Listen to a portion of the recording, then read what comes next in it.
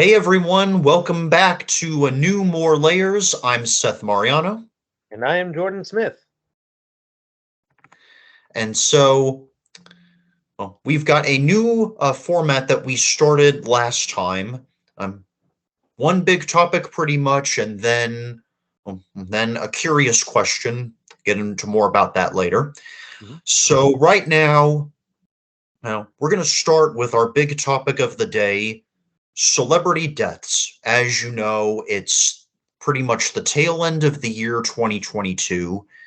And over the past couple or so years, we've had some big names fall, Yeah. like Regis and Kobe and Alex Trebek and several just this year alone. And and we decided to sort of celebrate the lives, the career highlights of these fallen stars of this past year. And I wrote several down. I don't know how many you have or what you did, but why don't we start with you, Jordan? Well, I definitely thought of a couple. I was more so focused on the curious question, but the first one that came to my mind was Kevin Conroy. For those who don't know who he is, he's most well known for being the voice of Batman for many different cartoons and video games. He passed away, I think, either earlier this month or sometime last month. But hit a lot of people because many people grew up on his performance as the character, and he worked well alongside Mark Hamill as the Joker, and a lot of people are going to miss him, like myself. A fallen hero of animation. Exactly. Yeah, And I'm almost inclined to put Betty White on there too. Yes, she technically passed away on New Year's Eve of last year, but it was pretty much at the last minute.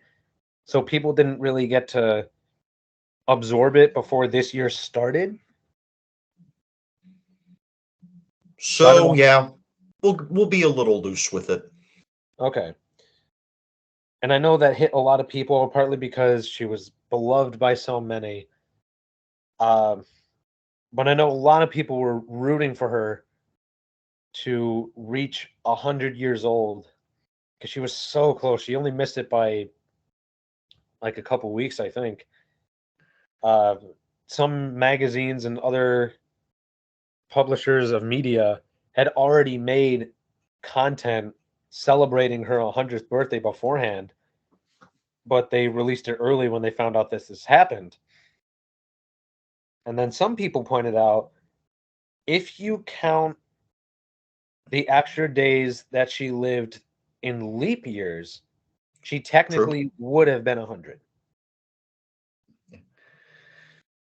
Yeah, you've probably, I don't know if you ever saw like the Pirates of Penzance, or that's kind of like the running joke, like the protagonist is set free from slavery because he reached a certain age, but then it's kind of a last minute change because they factored in the leap years, and so they figured, yeah, nah, you actually owe us a lot more years because of the leap days. It's kind of a joke. I don't know if I ever saw Pirates of Penzance. However, for a skit in my church years ago, a couple of us did a little musical style thing to the song from that movie. I think it was called Pirate King. Sounds like it might have been a spoof or something. Maybe. But I'm pretty sure it was from that movie. I'll have to look it up, but I'm pretty sure. And it was so much fun. But yeah, Yeah, yeah, I still got to see that movie. yeah, yeah. So yeah, and White seemed to be well on track to reaching the 100-year mark, and maybe even a good long time beyond. Seemed like she was in like the best health anyone could possibly be in, Yeah. and seemed like there's no stopping her, not at this rate. But guess we were wrong. Yeah, that was the interesting part. Like some people, like they would have known deep down, but some people they treated her like she was absolutely invincible, like nothing could touch her. Death wouldn't claim her for a long time, like she would just last forever. And then this happened, and it hit them so hard Yeah, because it kind of brought people understandably. back to reality too. Yeah, yeah. So yeah, big loss there. Absolutely. And then most of the other ones I thought of, you had already written down. So Yeah. All right. Yeah, and I was thinking the first one, and I briefly mentioned this when I emailed Jordan about getting the new season started. Aaron Carter, mhm. you may know as a solo hip hop and pop artist who was also the younger brother of Backstreet Boys member Nick Carter, Yep. and yeah, and I have these sort of nostalgic memories of being on the internet and seeing his videos for Oh Aaron and That's How I Beat Shaq, and the latter of which, as you might have guessed, is all about him playing one on one against Shaquille O'Neal, the basketball star. Yep. Yeah, yeah, Yeah, I remember there was this much older animation. I think it might have even come out before YouTube existed, but it was called The Ultimate Showdown, where they had a bunch of real people and even fictional characters in just this huge mosh pit thing to be like, oh, who's going to come out on top? Who's going to win? And they actually had a brief moment in the song where they had Aaron Carter going up against Shaq. yeah. Yeah. And interestingly enough, Shaq actually had his own sort of reality show, short lived, on ABC, where he actually went one on one in a bunch of sporting competitions against celebrities, famous athletes. But as far as I know, Carter wasn't one of them. But it probably would have gotten a lot of buzz if they had done that. Probably. I mean, Yeah. I don't even remember this going on. Do you remember what the name of it was? Shaq versus. Shaq versus. Okay, I'm gonna have to look that up because it sounds Yeah. fun. Yeah. Yeah. And so, yeah, big one right there. And then another one, probably maybe probably one of the most famous Brits in our country, Robbie Coltrane, who said a few big credits that you might have seen in America, like Brave or probably most famously Hagrid in the Harry Potter franchise. Oh, that's true. I was about Yeah, to say that name sounds familiar, but I couldn't think of where I'd heard it before. yeah, And it probably has to do with the fact that I've never seen or read anything Harry Potter related at this point. So that could be part of the reason. fair enough. Yeah, yeah, yeah. There was one a live action Disney film, based on the Mark Twain book of Huck Finn that he actually had a major role in that I like. Though I never really read the book, I like the movie, and he was like a villain. Oh, okay. Yeah, yeah, yeah. And then probably one of the more buzzed about examples. Angela Lansbury was in Murder She Wrote, and most famously to a lot of us in our generation anyway, Disney's Beauty and the Beast. Yeah, she was good on Mrs. Potts, and not only was this impactful because she played an iconic character in our childhood, but she was the last of what was typically referred to as like the trilogy, which consisted of her as Mrs. Potts, David Ogden Stiers as Cogsworth, and what is it, Jerry Robach, something as Lumiere? Jerry Orbach.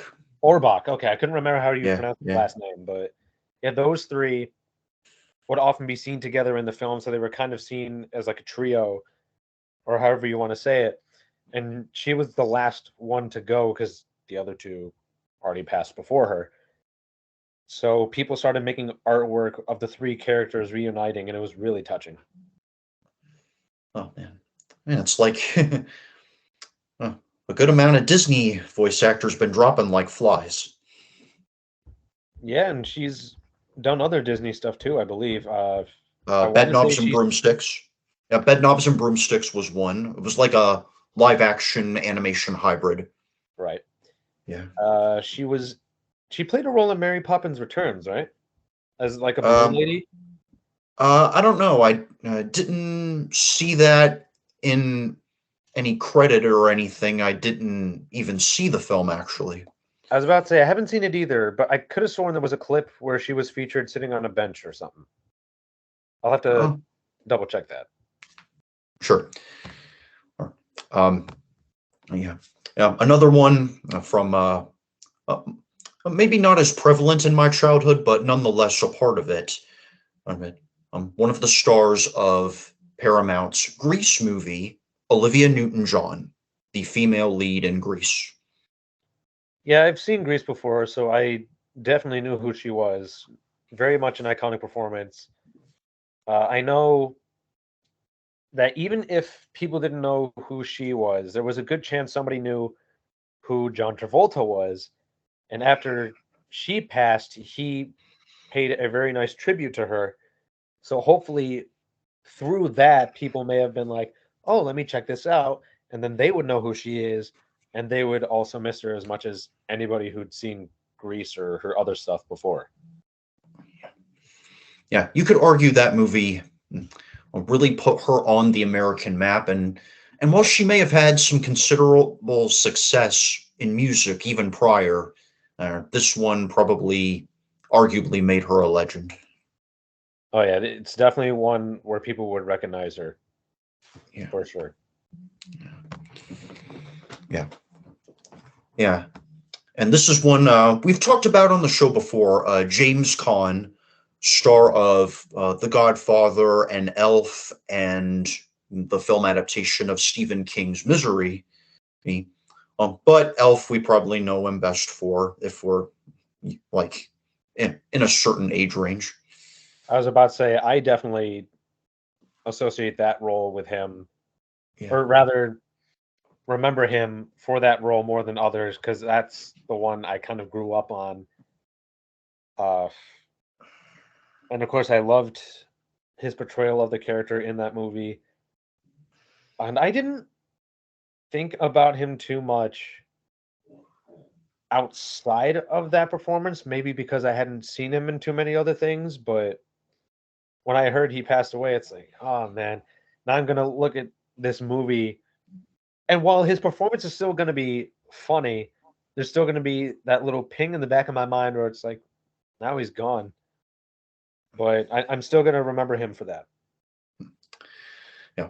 More than anything, I'll probably remember just his indignant, angry energy. I like seeing an actor who can really really look like and sound like they can get fired up and really indignant and really uh, uh, annoyed or really righteously mad about something, and feel like few people I think have done it to my satisfaction as well as he did. Right. Will Ferrell's performance in Elf brought a lot of the comedy or the crazy, whereas James Caan kind of brought it back down to earth. Right. Yeah. And also we had interestingly, not long after the passing of Robin Williams, like within a few years, we had the passing of another Aladdin star and comedian Gilbert Gottfried. Yeah, for those who don't know, he was the voice of Iago the parrot. Yeah, yeah, For and a it was while, kind he of was. Oh, please yeah. go ahead. Well, it was kind of a full circle thing in a way because after Williams had passed, Gottfried had posted somewhere online for maybe I forget where, like CNN or something, some sort of eulogy to him, and then all of a sudden he's gone too. Yeah, uh, it definitely shook a few people because, of course, Iago and the genie are two of some people's favorite characters in the film. Uh, but some people might also remember him as the voice of the Affleck Duck for a while before he was replaced. But I do remember after Gottfried passed, they probably did this for Robin Williams too. But after Gottfried passed away, the cast of Broadway's Aladdin, I think they did this at the end of their performance, but they stopped what they were doing, just got up on stage and just paid homage to Gilbert Gottfried, and it was quite moving. Well, yeah. So kind of like what they did after Alex Trebek passed away, at the little dedication, like at the end of several episodes, kind of like that, I guess. Yeah, something like that. Yeah, yeah. And then, probably one of the biggest TV stars of our generation, host of America's Funniest Home Videos, narrator of How I Met Your Mother, and star of Full House, Bob Saget. He was earlier in the year, wasn't he? Like February, maybe? Maybe. I can't remember the exact timing of that one, but Yeah. yeah, he definitely was missed by many. When was he the host of America's Funniest Videos? Was that before Bergeron? It was a long time before he was the first one to do it. It was like maybe around the time Full House started shooting, I guess. Okay. Yeah. Because I grew up knowing Bergeron doing it, so I Yeah. guess I don't remember him doing it. But hey, um, Yeah. if he did it for a while, I'll have to look back at some of those episodes just to see how he did it, because I could imagine he could make some people laugh. Yeah, well, the show is on Disney Plus, but I think it's just Bergeron episodes, maybe Ribeiro ones too, but that's probably all you can find on there. But Okay. it, other than that, it's probably a wild goose chase. There might be some episodes in the deep, dark corners of the internet somewhere, or some other place where you can go to your store or Amazon or something and find copies of them, but who knows? Yeah, I think I would personally recommend, uh, going to some official platform or some Right. verified YouTube. Otherwise, it's probably up there illegally, and I don't want to take the chance. Well, yeah, I was about to say, don't go actively searching for bootleg versions of it. Yeah. Yeah. So, No. Yeah. Yeah. And one, well, probably not as known by his face, but known for contributing behind the scenes. So it's probably debatable how legitimate this one is. Jules Bass, who directed the Rankin and Bass cartoon of Frosty the Snowman and co-produced the Rudolph special. now this is the stop motion one that most people know of. Yes. Okay. Yeah. Yeah. Yeah, so I probably saw Jules' name in the opening credits somewhere, maybe, or Yeah. the ending credits of these projects, but I never, as a kid, would have recognized them by name. But I can tell you, watching Frosty or Rudolph pretty much every year, at least once, tells you just how much of an impact their contribution to these stories had, that people keep coming back to them and watching them with their families.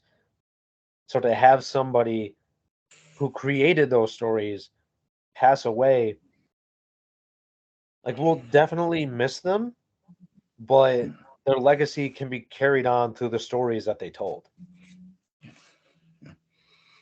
They've created some stuff that I think is going to long outlast their lives themselves. Absolutely. If they've lasted this long, I don't see them slowing down anytime soon. They're pretty much timeless. Yeah. Well, they're probably just going to have to negotiate sharing time slots with other specials, but they Right. keep coming up with new ones. They're probably going to have to get crowded, and they're just going to have to shuffle around or something.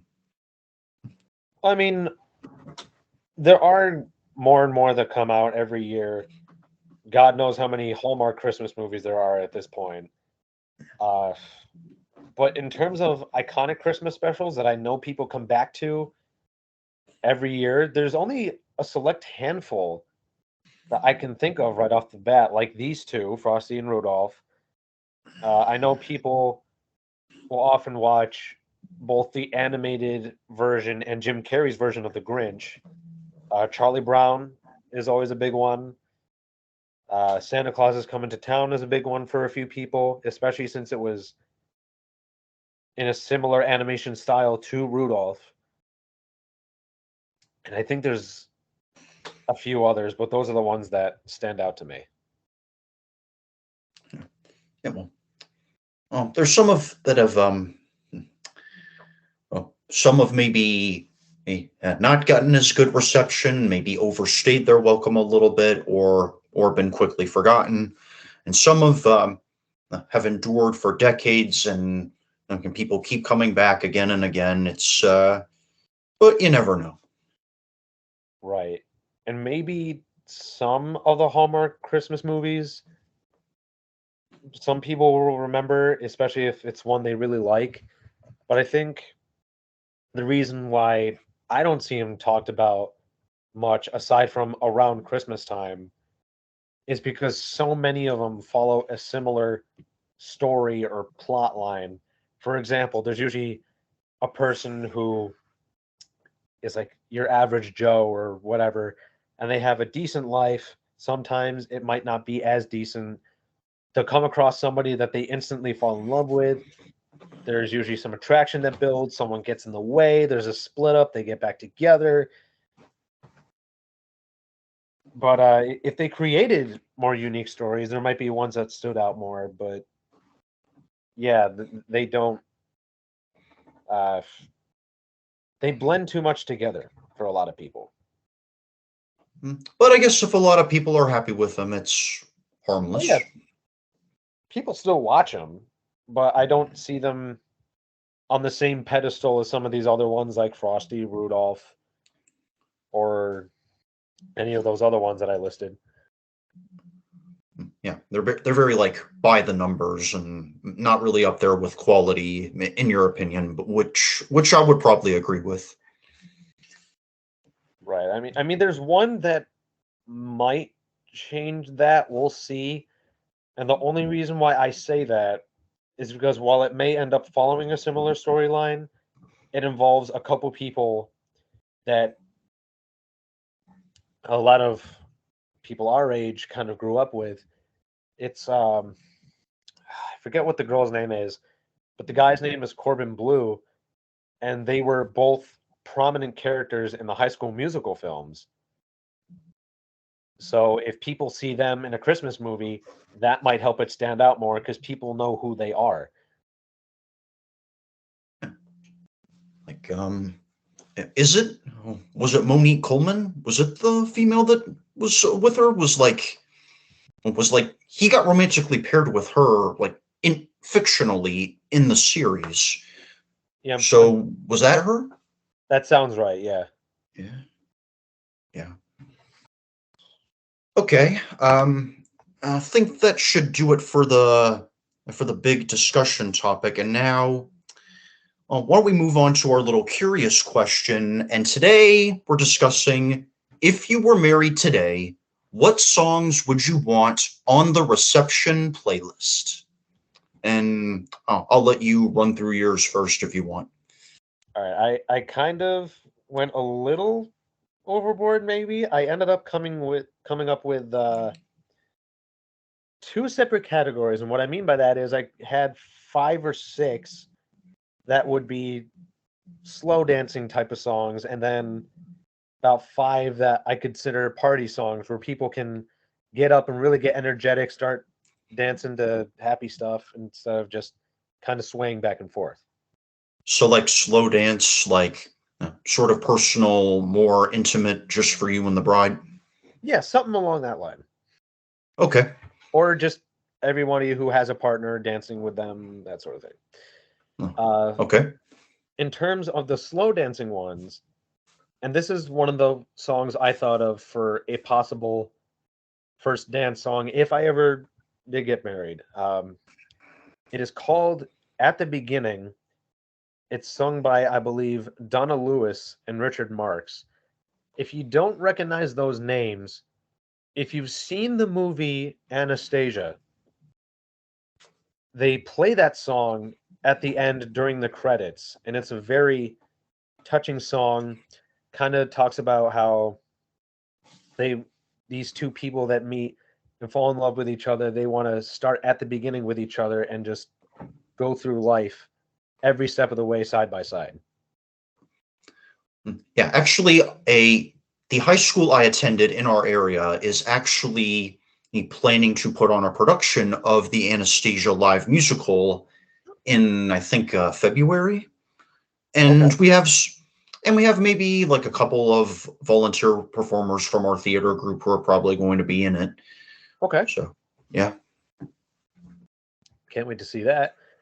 Uh, and speaking of Angela Lansbury, Yep. another one I thought of, I don't know if this is the official title of the song because I've heard it called multiple things, but I'll say it's the iconic Beauty and the Beast song that Belle and the Beast dance to. It's known by that title, Beauty and the Beast. Okay, because typically I've seen it called that, but I know some people have called it Tale as Old as Time or something to that effect. But yeah, it's that song for very obvious reasons. It's a song that a couple in the movie dance to.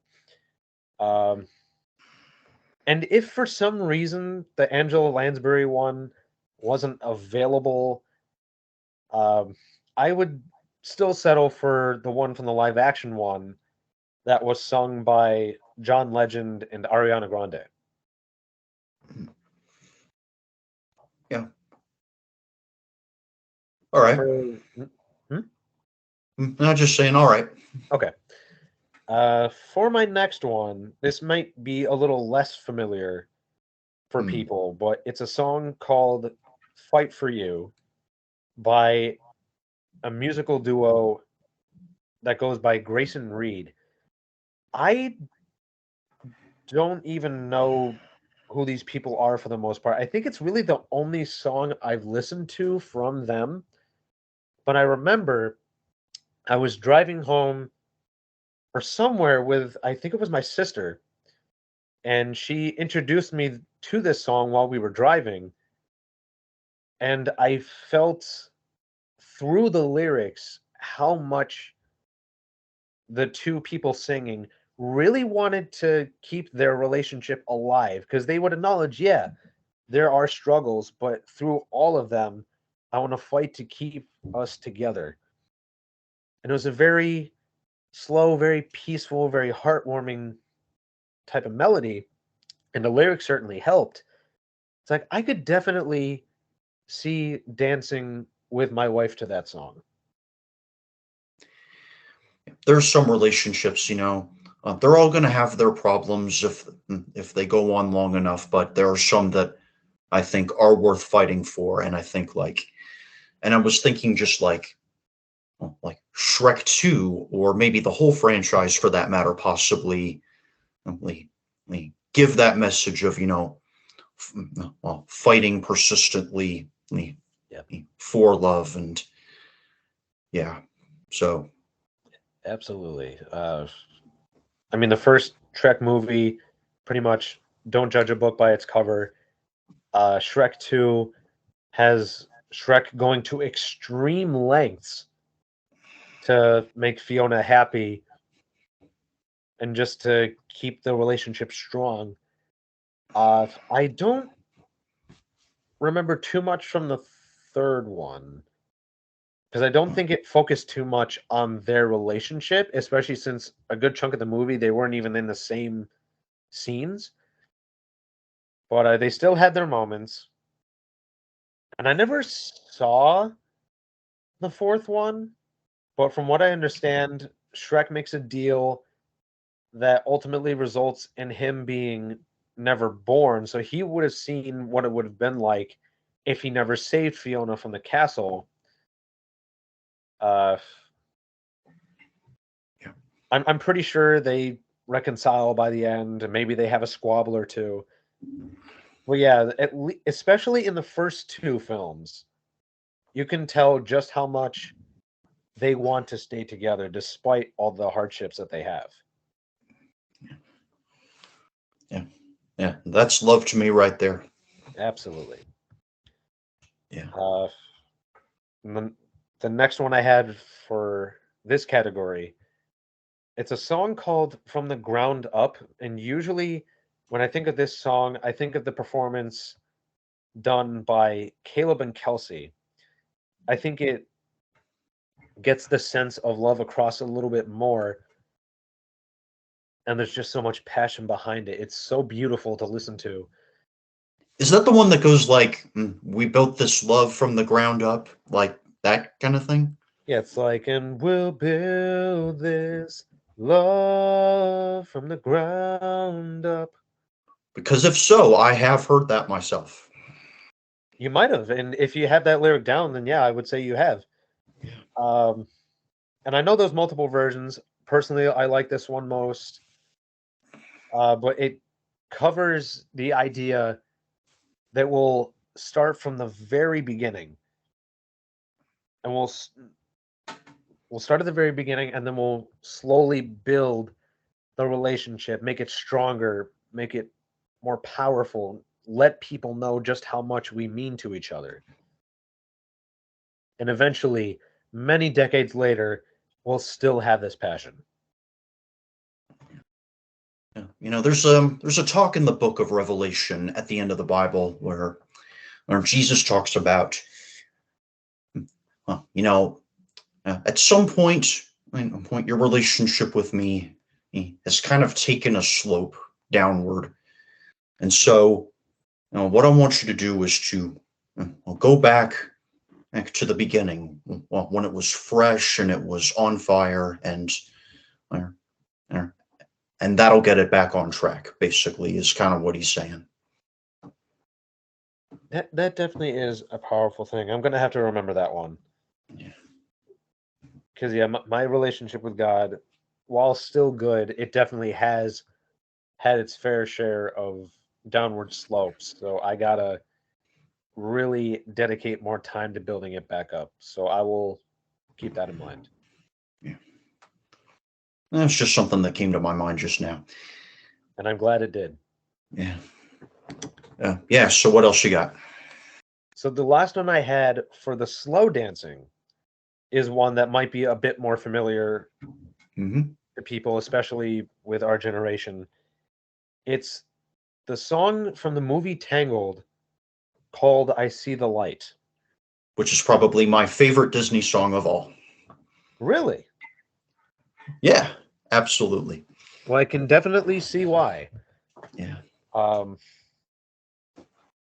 if you not like you specifically, Yeah. but you, the audience, if you've seen this movie before, but you don't quite remember which song that was, it's from the scene where they're on that boat on the water, looking up at the castle, and all the lanterns start floating into the sky, and they start singing to each other. And they kind of talk about how they spent all these years just like watching as things went by or just living life however, and then suddenly a light flickers, they see each other, and everything just blossoms. Yeah. Definitely has a sort of like a theatrical vibe to it, visually when it's presented in the film. In that sort of way, it's like gently intimate, and Yeah, lights glowing in the dark, and all this music swelling up, and the tender vocals. It definitely strikes a chord. absolutely. Yeah. Yeah, I might consider doing that one too, maybe. I I mean, didn't put I that on recommend my list, but I didn't put that on my own list, but now I kind of am right now mentally. yeah, I definitely recommend it. I will even add this in. Last year in a town not too far from where we are, there was a place that had, they called it a prom. It was essentially one. Uh, like you could bring a friend, you can dance with everybody, or you can dance with the person you brought with you. And you could make suggestions, ideas, you could put in requests for the DJ. I personally put in a request for that song, not necessarily for me, but I feel like anybody else who brought their partners with them, they could really have a moment just dancing with their partner and have that special bond while that song played. Oh, that's nice. Yeah. I did still dance with the person I brought, or rather that came with me to that song, but I primarily did it for all the other people that had partners. Yeah, it's cool. Yeah.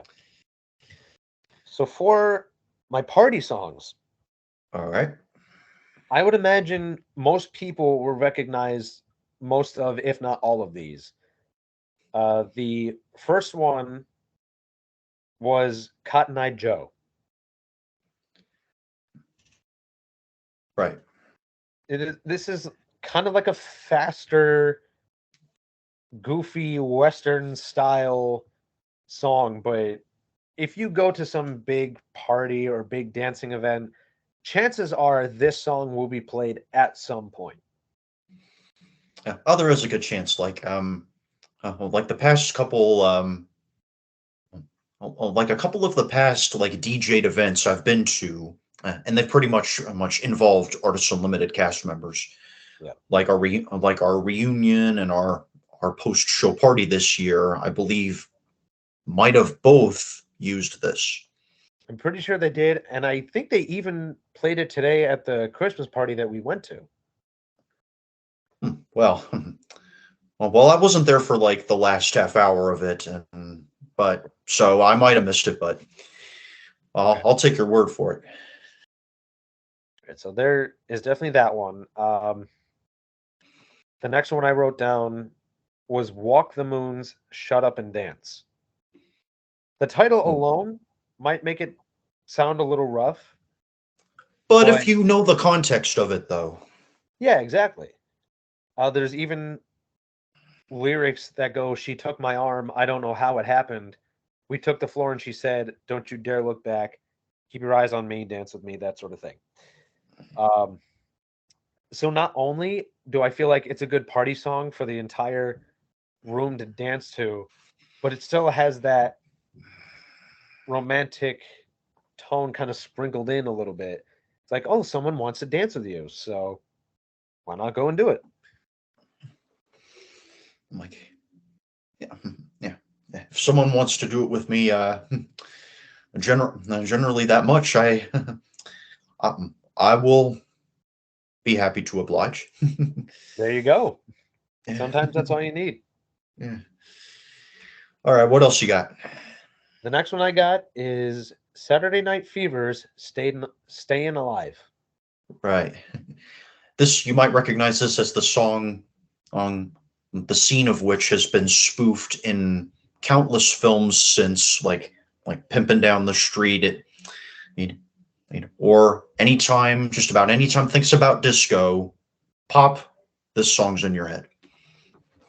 Oh yeah, I think I might have first been introduced to that song in the movie Madagascar after Marty the Zebra kind of gets out of the zoo and just casually walking down the sidewalk of the city, like he's just stepping to that song. And I feel like that might be why I see it in a lot of weddings, because you can easily strut to it, really get into a groove with this one. The disco style definitely helps. But every time I see it played at a wedding, people just have so much fun with it. Yeah. And I guess it's easy to see why it is. Absolutely. All right. Next one. I couldn't remember who wrote it. I probably could have been able to look it up before we started here, but it's the song "Walking on Sunshine." That's I think it's by a group called Katrina and the Waves. That sounds right. Yeah, But yeah. It's I think they were like maybe a one-hit wonder or rather obscure artist who there's not much to say about. right. But this is definitely the one song from them that people would know. And it's one of those songs that carries a lot of energy. It has a lot of positivity. It pretty much tells you, like, I'm on cloud nine. I'm walking on sunshine. I'm feeling great. And of course, right after, there might be some rare exception in there where people are kind of second guessing themselves. But in most cases, in the moments after you're officially married to somebody, you're on top of the world. You're feeling absolutely incredible. And this song, dancing with not only your newlywed spouse, but so many other people, you just feel great and you want to show that energy off with everybody else. Naturally, if you get the opportunity to spend your life with someone you really love that much, uh, that's really how you ought to feel. Absolutely. I 100% agree. Then the last one, again, I don't know the artist for this one, Okay. but it was featured as kind of like the climactic song in the Goofy movie titled Eye to Eye. Yeah, I think it was artist name was Tevin Campbell. I think so, yeah, because I remember listening to it on its own on YouTube, and I'm pretty sure it was something Campbell attached to the title of the video. But it's a good party song. It'll be one of those disco style ones again, but it's still very much upbeat. And it even has a good message in it where it's like if we listen to each other's heart, we'll find we're never too far apart. So I feel like not only will that message carry across well, but the way the music is written, the way the energy comes out through this song, it's like even in the movie, the song is played at a concert, so everybody's up and moving already. So I really feel like that same energy could play out if this were to be played at a wedding reception. Yeah, that is a good one, and it was interestingly directed by the same guy who directed Tarzan and Enchanted for Disney, and those the two films as well also have some impressive music of their own that has gotten a lot of buzz, I think, and so yeah, yeah, I think that might be a good one. Yeah. And I actually had one more. I almost forgot about this one, but I kind of threw it in All at the right, last minute. Um, by Orchestra, I'm trying to pronounce this correctly, Mandolinistica Italiana, and it's called La Tarantella Napoletana. And a lot of people may not recognize this one by name. I don't even know if it actually has any words, but it's a song that's like and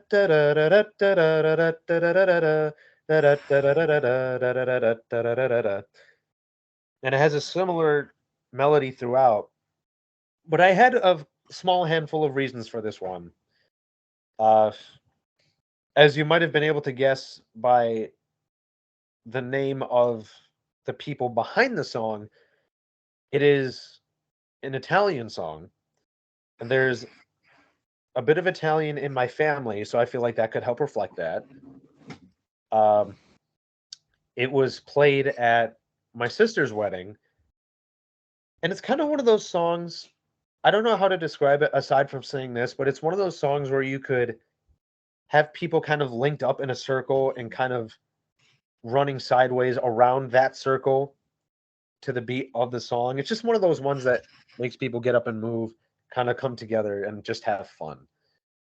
Um, but the last reason I kind of thought of it, and it was kind of the biggest reason in the end, is because it's a song that my grandfather, he really likes this song, and I think it was added to the music library for my sister's wedding for a big reason because of him, because we know how much he likes it, and we are definitely behind him on that. So I feel like it'd be a good song to get a group going. It carries a lot of great energy. It reflects the Italian heritage, and it would be something that I could do for my grandpa. Well, I guess those are some good reasons. Yeah, I'm Thank on you. board. Okay. All right. So is that it for you? Yep, that's all of them. Yeah. Yeah. I put down just a few. I was thinking pretty much entirely about what I would personally want to dance to or feel comfortable dancing to, for a slow, intimate thing with my bride. And so, uh, first one I put down is the song that originated with Marvin Gaye, "How Sweet It Is to Be Loved by You," and specifically the James Taylor cover version. Uh, I kind of picked it kind of partly for nostalgic reasons. It's something that I've heard in the past, and it's just, a simple little song really about appreciating, meaning how loving somebody in your life really is. And in this case, pretty obviously a lover or a romantic partner. So I like that one. I mean, hey, if it's a nostalgic song and you think it would have that energy where you could share that moment with your wife, go for it. Yeah, I think I will. And then one that's probably been played time and time again everywhere. It's like considered the defining song of a subdivision of rock known as yacht rock. Basically, for those who don't know, no, it's basically a term for the kind of rock and roll songs people picture wealthy people on boats or yachts or something listening to. Oh, You know, they could have like themes of escapism, like island life or luxury, or have a vibe or some lyrical content related to that. And I kind of feel like I have to give credit to my brother for helping me think this up unconsciously because, we were discussing yacht rock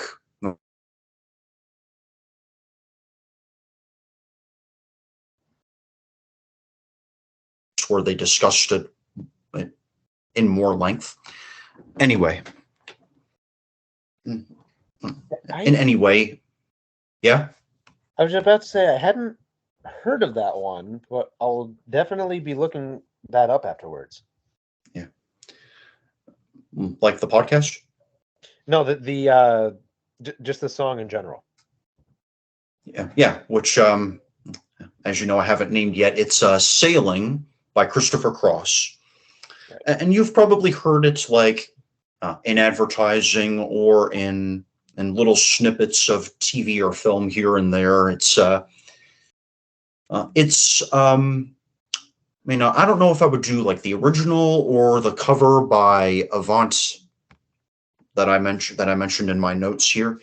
Yeah. But either way, I think it's kind of a good song about comforting, relaxing, escaping to a better place, sort of like that.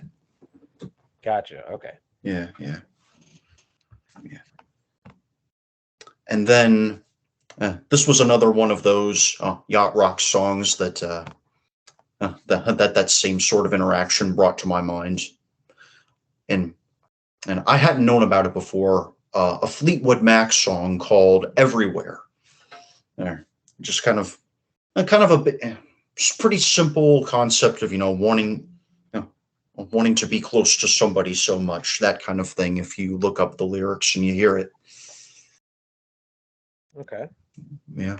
Uh, I know I've listened to Fleetwood Mac before.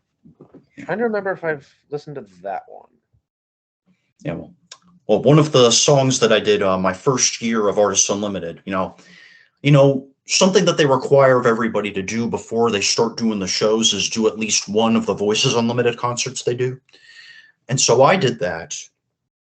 And one of the songs we did that year was another song by Fleetwood Mac called Landslide. I think I saw that performance too. Yeah, I don't know. Hmm. It was at the Churchville High School. I don't know, maybe. Yeah, that sounds right. Was it the same year we did Shrek? Yeah. Because I remember they had pamphlets. Because Dalton and I went to see it together. They had pamphlets, and on the back they were talking about how that fall or whatever they would be doing a production of Shrek. So yeah, I'm pretty sure I went to see that one, and I remember you singing, and it was good. Oh, thank you. Yeah, general audience, if you haven't seen or heard Seth sing before, you got to do it at some point. Uh, well, thank you very much. Of course. Yeah. And then I put down for just one last one, sort of um, made famous by Rascal Flatts, though it didn't originate with them, a song called Bless the Broken Road. Yeah, I remember there's at least one other version that I've heard before. I can't remember who did it. But yeah, Rascal Flatts is the one that I feel like more people would recognize. It's certainly the one version that I would associate with the song. Uh, but it's definitely a good one because it kind of gets the message across that I didn't start out well. There were many obstacles in my path, but eventually those obstacles kind of led me to where you were. And it's thanks to them that I found you, and now here we are. But before I go into too much, like what were the reasons you thought of for this song? Um, um, you know, it was kind of maybe in part because of my brother had mentioned some artist had done like a spin on the song, Mhm. and so that probably helped bring it to mind, if not entirely got it back into mind. But I think there's a positive message about your life may not go the fair way or the way that you plan or wanted it to, you know, but but even if it is painful or full of bumps, it can all work out in a way that it can be used to lead you to a better place than you could have imagined, or better place than you may have wanted back then anyway. You know? Oh, I absolutely do. It's kind of like ah man, I lost my train of thought. I had something. Oh yeah, there we go. So it's kind of like telling you, even in the really bad moments, something beautiful can come out of it or result from it. Yeah, kind of like that. But I can tell you, this Yeah. song would be a great one to use. And I know this because it was the song, Rascal Flatts version specifically. It was the song that my brother and his wife first danced to at their wedding. Oh, well. Okay, yeah. Yeah, fun fact. Yeah, that is cool. Yeah, all right. Yeah, that's pretty much my whole list, which pretty much is going to do it for today. So well, you all can keep up with us on YouTube, Google Podcasts, Facebook, Spotify, Anchor, and tell us what songs would be at your wedding, and maybe some deaths, celebrity deaths worth discussing, or anything you want to share. Please, leave it on Facebook or YouTube, and tell us what you think. Yeah, and if you're already married, what songs did you use? Uh, but in general, if you have other songs like Seth was saying that you would have at yours, let us know. If you have ideas for a future episode, or if you have questions or comments based on this or even a previous episode that we've done, feel free to reach out to us because we love interacting with you and we'd love to answer any questions you may have. Yeah. So feel free to give a shout out, comment, whatever questions, and we will see you soon. And thank you for streaming, and take care. See you later, everyone.